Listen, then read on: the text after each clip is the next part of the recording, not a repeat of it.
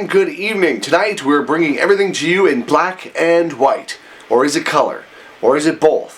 This is Jason Jones here with Mobile Music Thursday. Thanks for tuning in. This is the show where we talk about what's hot, what's not, what to play, what not to play, and what DJs are playing around the country. We're in our interview segment where we talk to different DJs doing different kinds of DJ work that you can gain some insight from. Tonight is part 2 with Jake Palmer of Party Sound out of Mankato, Minnesota, who's got extensive experience in playing the bar scene as an entertainer and a DJ, and I think you'll pick up a lot and really enjoy part 2 of our interview tonight. So that's coming up in just a few minutes. But before we do that, of course, we've got to find out what is happening and what's moving on the charts. Well, looking at the radio charts this week, not a whole lot is moving. Actually, not a whole lot of anything is really happening. All of our biggies are kind of holding their space. Aloe Black, Justin Timberlake has moved into the top 10, and so that's starting to gain popularity as far as moving up.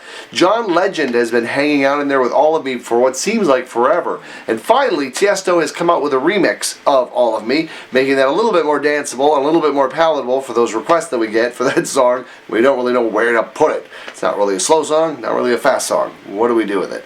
So that's really good there. And of course, Jason Derulo doing really well with Talk Dirty as well, which is a more danceable song. Happy being the biggest song in the world right now. Happy is probably going to be our big #1 song that we play all summer long and have the most requests for this year as we go along. However, in the downloads area, Happy has actually been bumped out of the #1 spot. Downloads being a little bit more responsive, it seems.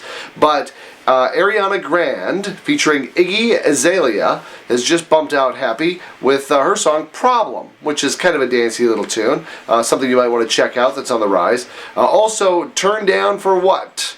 Is from DJ Snake and Little John. That is sort of our hip-hop, the top hip-hop download this week to pay attention to if you don't already have that in your library or you haven't been watching to see how people react when you put that one in the mix. Now, Paramore reached the top 10 of the downloads, but not really sure what to do with the Paramore song. It's kind of that medium tempo, not really a hook. Not really sure where to put it. Have to see if it's really popular enough that it's actually going to have some traction on the dance floor. I've been watching Selfie, and Selfie has actually dropped to number 48 in the downloads. But as far as the dance floor goes, Selfie seems to be a pretty big rager as far as being a really popular song to get people out in terms of new hooks and new songs to be playing and paying attention to. On the country side of things, taking a look at who's dominating in the download area, which kind of covers all genres fairly equally. Luke Bryan and Florida Georgia Line are holding their own with their 2 big songs right now. And then Avril Lavigne, she's got this new song, Hello Kitty. Weird song, really weird video, really strange. And I don't know. Are we getting requests for it? Let us know. And you can post all these things there on our Facebook page at DJNTV on Facebook. Just look for DJNTV and you can post it there. We'd love to get your feedback and find out what's happening and what's working for you in these areas for these particular songs. Now it's time to move to our interview segment for the week, where we get to talk once again for part 2 of our conversation with Jake Palmer. So informative. Jake Palmer is a 20-year plus veteran of DJing and entertaining. He's out of Mankato, Minnesota, and he's worked in rural bar markets quite extensively, really knowing a lot. Of course, he also does corporate events and he does weddings as well, like all of us. You know, he covers the gambit, but has really made a great business out of bars and as well as how to be successful in bars. So this is going to be about even more than music. This is going to be about some techniques and some things that you'll be able to pick up, that you'll be able to enhance your ability to increase your value if bar work is something that interests you, especially in that of the area of rural bars, although there's a lot of things that relate to both. So enjoy part 2 with Jake. You're in control, like you're the only sober person, the only sober person when DJing the bar, because you need to be in control of the room and what's happening. So if you're getting people worked up, you got to be able to know, okay, I'm gonna reel this back, or where you're managing the energy. They don't know that, they're just having fun. But you're managing the energy so that things don't get out of hand or go where the owner doesn't want it to go, or that sort of thing. And I just wanted to caveat it. I mean, that's really cool and fun and funny and all that. But if to do that, to encourage that with the wrong bar owner, with the kind of, that's not the vibe we want here. Exactly. Could be like, you know, business suicide kind of thing. Yeah, you're not going to do that in a bar where they have a definite niche, they have a definite audience, definitely. Exactly, right. exactly. Where you're playing, like, the whole county is the audience. Exactly. And it's a big deal going on, and everybody knows everybody. Yeah, and I like what you alluded to there with, as the DJ, you are in charge. Don't let, it's similar to a wedding. The bride thinks she's running the show, but she's not. You are as the DJ. You're the guy. When the show's going on. If you're doing your job and paying attention, you should never have a fight in your bar. If there's people fighting in your bar, it's because you've created an atmosphere for fighting. You've created a fight club atmosphere, and that's too, you need to be able to see that and when to bring it up, when to bring it down. Right. Which is another good point. Not a lot of slow songs typically in a bar. Usually one because somebody begged me for it because they're trying to get lucky. And then usually one at the end of the night. I was going to say, and then I actually tell them, I say, this is your shot. I'm trying to help you. Yeah, right. It's like, if you're going to score, this is your only chance. You've been sitting there all night. Here's your shot to get her out here on the floor and take your swing. So, and that's the other thing that you can, especially in the small towns, you can get away with that. We all know why young people are in a bar. It's to meet other young people. Exactly. So they can go home and do illicit things to each other. Exploit that. Or get married. Yes. Or get married. And then hopefully they had so much fun in the bar, they're going to call you for the wedding as well. So, right. Or you have to explain to them you're a completely different guy. Anyway. Well, that's the other thing that I don't think that people realize about doing bar work is that the actual pay that you get for a bar, even when you're at premium prices, isn't anything compared to what you can get for your work doing weddings, okay, doing the private event. Yeah. However, the value of the rapport that you can build, the popularity and rapport you can build with the number of people, where it's like, Jake is so much fun, of course we want to have Jake, where you have an endless referral stream. Yes. One of the reasons that DJs should always pursue the bars is just like you said, young people are in the bars, young people meet in bars, they date in bars, they get engaged, and then they get married. If they see you on a regular basis, they're going to think of you on a regular basis. Well, if you have rapport. Yes, and if you build that rapport also, especially with regular and repeat clients and things along that nature. So it's really, that's the number one reason that you want to do the bars. The other thing that's great about the bars is everything that I do always comes back to the wedding business, because the wedding business is where you make your money, that's where you charge the most, and that's really where you create an experience. Sure. You're always creating something at a wedding. At a bar, you're usually just kind of working the vibe. You're driving the bus. You're just kind of the tour guide. Just making sure everybody gets through the night and doesn't crash. That's really what you're doing. When you're in that bar, it keeps you connected. One of the things I disliked when I was in radio for 20 years is that radio DJs are not connected. They have no idea. They claim to be. You have to create the illusion. Yeah, they're like, while you're on the mic in the studio. When you think of a cool hip guy, you think of the guy on the radio playing the cool hip music. He has no idea because he never leaves his house. Radio people are cliquey.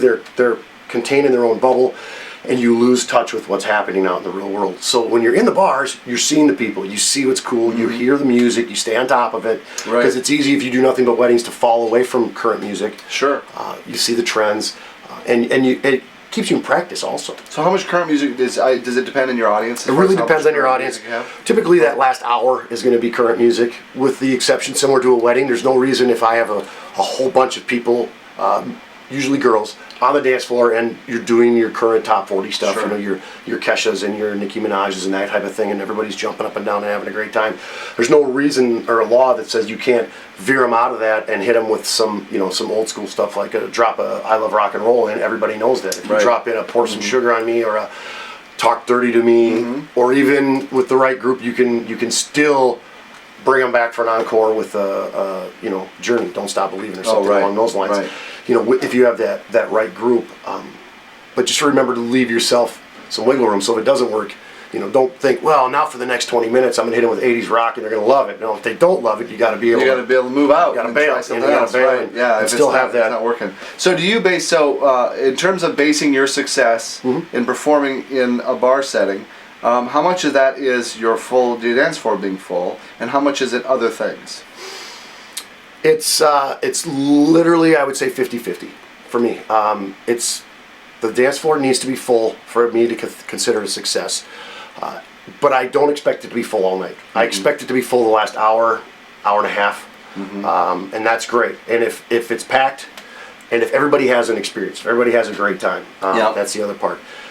Early in the night, if people are responsive, then I consider that a success, because the hardest part about a bar is literally getting people to acknowledge you sometimes. Oh, there's a DJ in the corner, and we sat back here so we didn't have to be near the DJ. Right, exactly. They don't So want anything to do with hear it. that. Most of the time, people are coming to a bar because they know there's going to be music and entertainment. Right. But in some of the smaller bars, mom and pop, they go go to that for bar. different reasons. They go in every Friday night. Right. And then that Friday night, they look up and you're setting up, and they think, What's happening here? what's this guy going to be like? And Right. you have to earn their respect and do that. Well, you're the outsider. Yeah, that's the other thing. You are an outsider.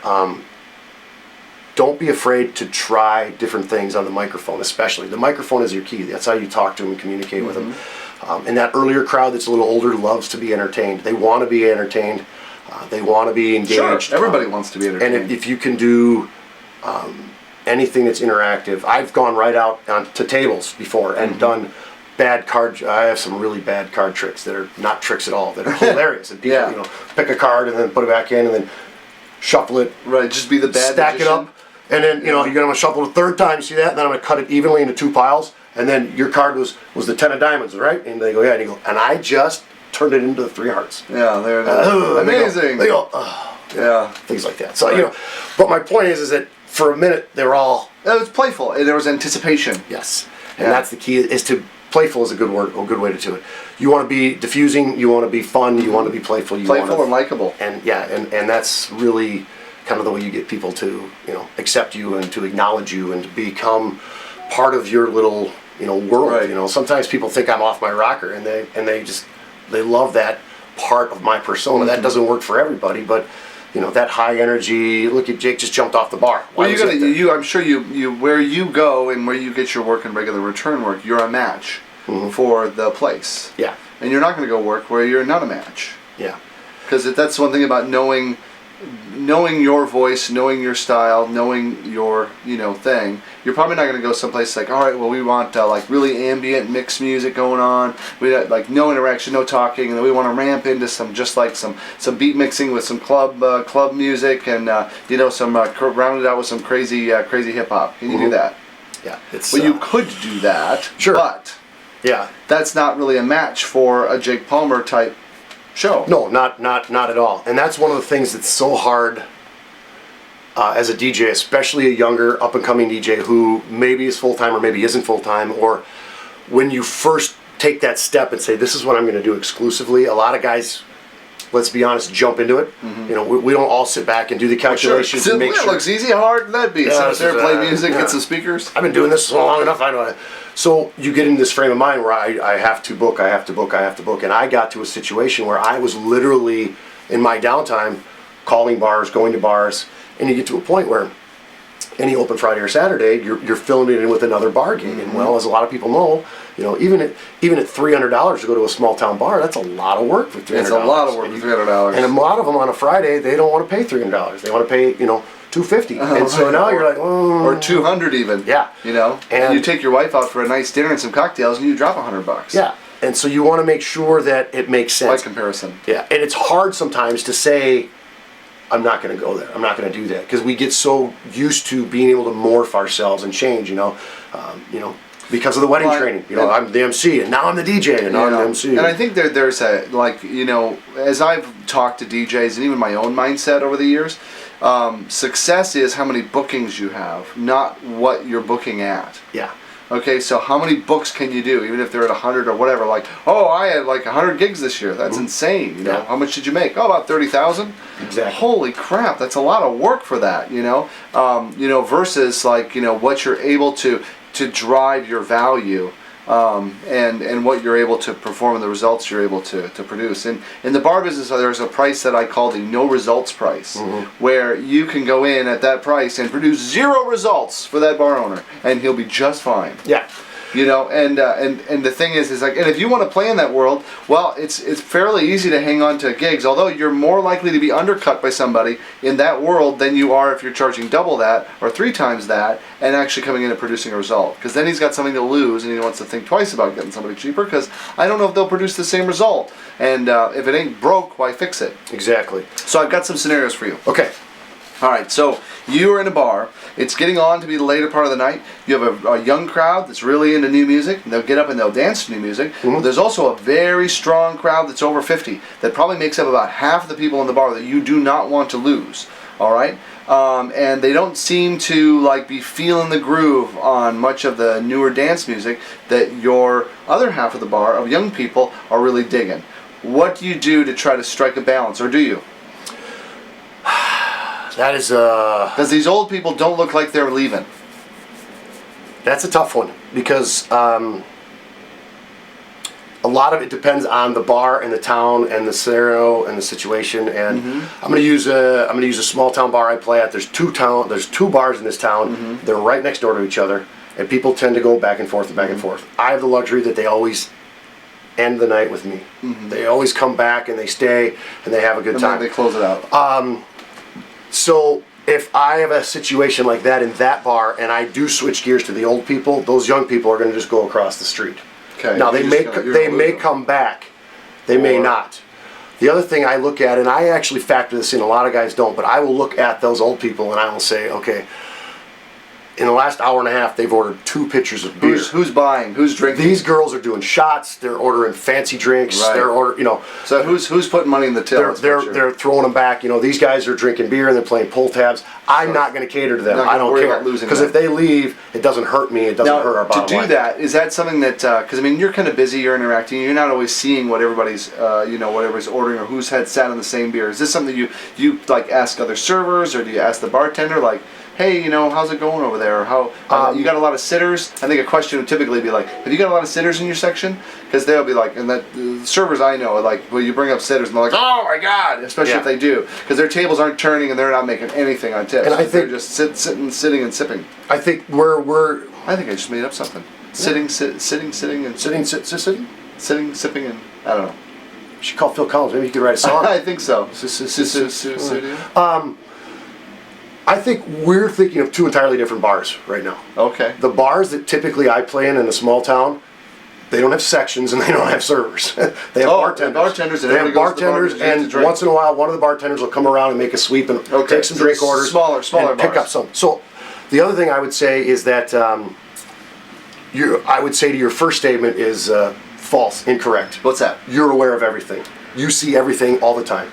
If you don't, then you're not doing your job. You're just a jukebox. Again, the DJ, I tell people all the time, because the DJ hears and sees everything. And if you're not seeing and hearing it, you're not reading your crowd.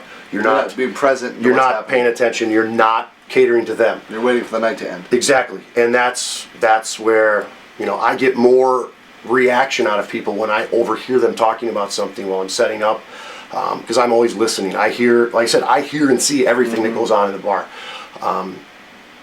And I want to make sure that I know what's happening. And if you can overhear somebody saying something or talking about something, and then later in the night bring that back to them, and they're like, "How did you know that?" And I'm like, "I'm the DJ. I hear and see everything. I'm everywhere." The other thing is it's a safety concern of your own. Bars are the one place where, let's be honest, not everybody is there to have a great time. Not everybody there loves you. It's not like a wedding. The first thing I do when I leave a bar is walk my vehicle to make sure it doesn't have flat tires, it hasn't been keyed, it hasn't been run into, it hasn't been, because a lot of times if you do have a problem with your vehicle, you need to call a cop right away and get them to come out, not when you get home. Right. So those are things you have to be aware of. And I can speak from experiences for as long as I've done this, where I have been set up before in a bar, where I was making fun of a guy, and he was really upset about it. And it wasn't all fun and games for him. And I made a couple cracks at him, and then I let it go, and he got mad about it, and his buddies came up and said, "You should tease him, stay on him." And at the end of the night, he cold cocked me. Oh. So, and I was, his buddies set me up. They wanted me to make fun of him. To get him angry enough and to he do got something. And he got angry enough that he punched me in the face. So you have to be aware of those things, and you also have to be aware of what's happening where. I've had at bars before, I had a guy pull a gun. I had a guy pull a shotgun in a bar and go crazy. I had another guy pull a .38 out of his jacket and said, "I want to hear Van Halen right now." And I was like, "Yeah, no problem." Right. A gun, bullet, okay, so, Van Halen all night long. You need to be aware of everything. I mean, these are extreme scenarios, obviously, but when you're in it, long enough. But the other thing is that if you're only focusing on the people who are on the dance floor, who should get your attention, if there's 4 girls dancing because they requested Timber and I played it, I'm going to play another song like Timber after it. Right. I'm going to keep them out there as long as I Sure. can. But I can't lose going. my focus, because if you have a bar and there's 35 people in it and it's slow and it's early and 4 of them come out to the dance floor, well, you have 31 other people now that you're ignoring if you focus only on them. Only on them, and suddenly switch to like all this new music because you have 2 people that'll dance. Exactly, and so that's that's important. You have to be aware of that. So Sure. I always stress that at any event you're at, you always aware of your surroundings, always aware of what's going on, always aware of who's there, and in some places, if you're in the right part of Philadelphia, they might be casing your gear so they can rob you at the end of the night. Right, and that's definitely something to be aware of. Yeah. Getting back to music a little bit is do you have any like go-to hook songs that you really like to use from different eras that are just kind of like, well, let's see it, like kind of like let's start here and see how they react to this will give me an idea of where I'm going to go next, or where I'm going to go to this room. Any that come off to kind of the top of your head, if we're set up in the bar and here we are, and it's like, well, what are we going to go to? What are we going to throw out? If you're in an unfamiliar situation, or you're not sure, or you just need to test waters, right, like brand new client. A couple that I use that are always usually can't miss songs are I'll always fall back to "Shook Me All Night Long." I can't listen to it in my car, but it still works on filling the dance floor. Yeah, it does. It at least gets a reaction out of it. Now, people may roll their eyes at you a little bit, and then okay, that's a little too old, or that's a little too overdriven. I love Rock and Roll's a great one. My favorite combo in the world is "Shook Me All Night Long" right into "I Love Rock and Roll." The cold ending, the cold start. Yeah. It's just an energy builder. Right. Plus, you boom. get like that shot of energy at the beginning of "I Love Rock and Roll." It's the dramatic ending of. That's a priceless mix. If I want to go a different direction, more oldies, I might try. If I want to go skew a little bit older, I will do things. 80s stuff. Always fall back to the hits. If you always fall back to the most popular songs. So if I want to try some 80s dance on them, I might drop in like a Tainted Love or something like that. I might try another go-to is "Single Ladies" by Beyonce. Oh yeah, Single Ladies. How about the line dancing songs? The Cupid Shuffle and the Electric Slide. Those, I don't fall on those at all. If people ask for them, I'll play them, but otherwise I try to avoid them. You try to avoid them? Yeah, I do. There are some bars where they absolutely love them, and they'll ask for them. They'll come up and they'll request them, and that's great. And then I play them, and it fills the floor, and it's awesome. Cupid Shuffle is a great tester. You can drop that song at anywhere, at any event, any venue, and you usually get people to get up and come out to the dance floor. And that's pretty. How about the wobble? Wobble is hit or miss. Yeah. Sometimes late in Not that many the right people bar. really know the wobble. Nobody it never really does. took off like the Cupid Shuffle did. There's usually just the hardcore dancers. The people that really like the wobble are typically not at a bar that I'm playing at. Okay. Even if they're in a small town, they're going to drive to a bigger town. Right. I'm from Mankato, so if I'm in the surrounding areas, people who really like the wobble and want that hardcore of a feeling, they're going to take the 15-minute drive into Mankato and go find a club. Yep. So. Now in other settings you don't have that scenario. I get it. Well, you're playing your audience. Yeah, and if that's knowing your audience. Yeah, and if people request stuff like that, I'll play it. It's I'm pretty accommodating when it comes to the bar stuff. What I do like to do, especially early when people want to hear "Stairway to Heaven," is I want to make a rapport with the guy who's requesting it, and I will sometimes make a big deal about it. Especially if it's early. All right, guys, listen. James. Yeah, like give him all the glowing responsibility for that. James is feeling a little suicidal tonight, and we're going to see if this pushes him all the way over the edge. Right. So you guys all know James. This is his song. He's asked for it 100 times. I think he's a little crazy, Right. And make fun of James and make it his thing. And now when the song sucks, they're gonna yell at James. And if you're in a small enough community, a small enough town where they know him, or you've built that rapport, they'll actually yell at James. James, you're killing us! You're killing us, James! And they'll come up. What are you doing to me, man? I'll go, it's not me. It's James. Right. Squeaky wheel gets the grease. What do you want to hear? Yeah. Or at a really slow bar, DJ can be downright dangerous. Playing all the breakup songs that they can't see which one cries first, sitting around the bar. Yeah. Jake, I want to tell you, this is great having you on the show. Yeah. I appreciate these insights are just really, really brilliant and really priceless as far as anybody who wants to work in a bar. I think that these are like the least frequently thought of things when guys are going up and putting their equipment and setting up and like, okay, I got a plan for tonight and it's going to go that, especially answering a lot of the questions like, why did tonight go like I wanted it to?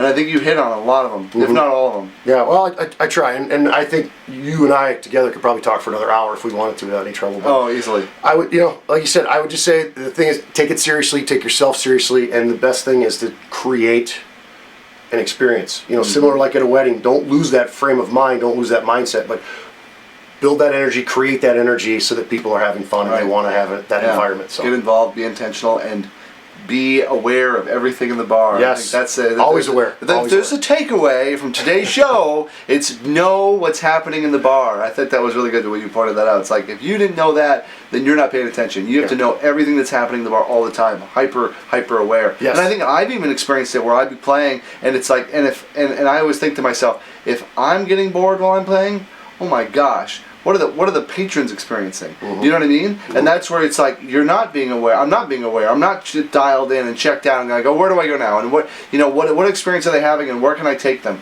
And then being aware to not try to make it something that it's not. I know that if people like to come and hang out and BS at this bar, well, don't drive them out with like loud screaming. Try to massage the reasons that they're there and then make that a better experience or a better reason. Oh, last thing. Okay, because this comes up a lot, and I've in the book that I did, Bar DJ Secrets, one of the things I talk about is bars with no dance floors. Sure. And a lot of DJs are like, what? How can you can't do a bar unless you have a dance floor? Not sure. Ooh, contraire mouvement. So tell me a little bit about how it is for you when you're playing a bar without a dance floor versus a bar with a dance floor. The easy answer is virtually no change.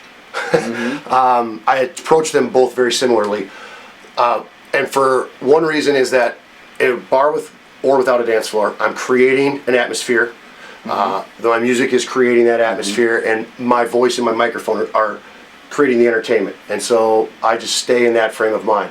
The other thing that I'll point out is that especially people who are drinking and are drunk, if they want to dance, they will dance. Wherever they're at. Wherever they are. Exactly. They'll dance in the parking lot. They'll dance up. They'll move tables all the way and dance on the carpet. They don't care. They don't need a dance floor. Designated area. Yeah. How many times have you walked into a bar and there's been that one drunk lady by herself? Right, just getting down. And she's standing back by the pool tables. People will dance wherever they want to dance. So don't let the fact that they don't have a bar deter you. Some of the best bar shows I've done have been at bars with no dance floor. The old Shenanigans Pub in Sioux Falls, we used to do Super Bowl Sunday.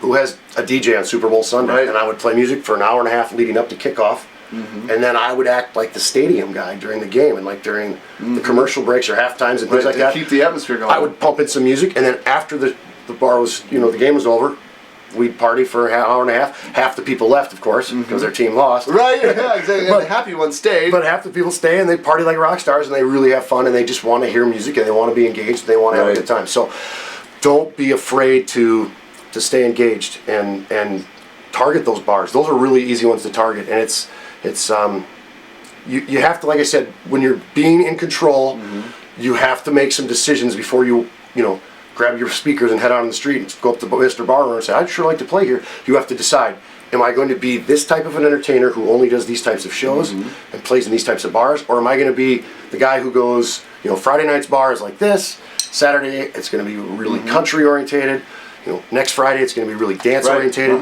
I have to be willing to wear all those hats, and that's important.